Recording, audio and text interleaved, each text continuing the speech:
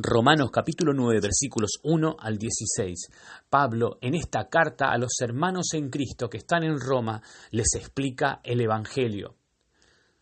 Comenzó hablando acerca de la condición del hombre. Está absolutamente perdido en sus pecados, por lo cual está muerto delante de Dios, separado de la presencia de Dios. Y aún así los moralistas, y aún así aquel pueblo elegido por Dios, el pueblo de Israel.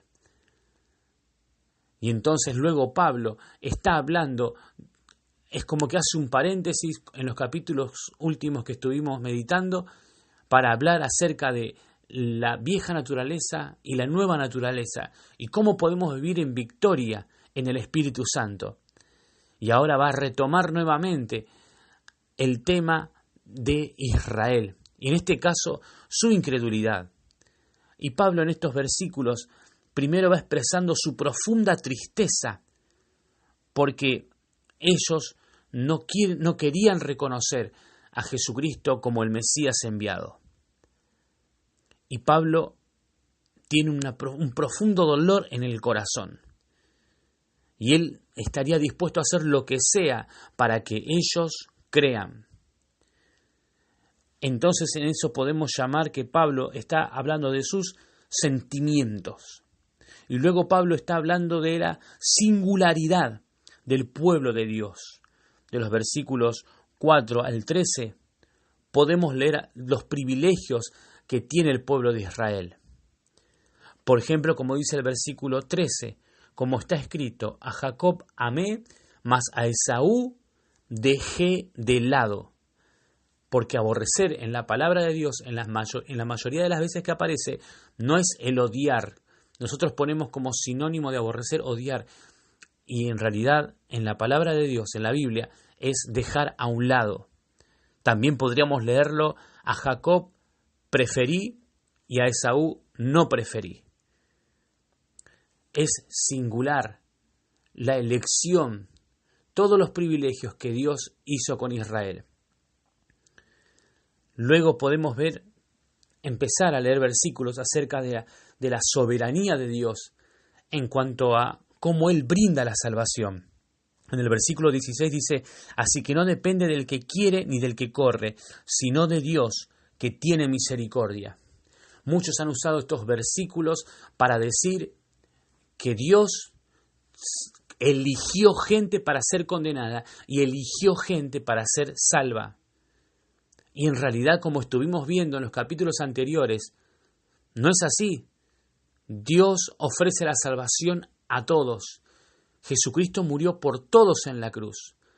Ahora, por el hecho de que murió por todos, no significa que todos sean salvos, sino, como dice Juan 3:16, para que todo aquel que en Él cree no se pierda, mas tenga vida eterna.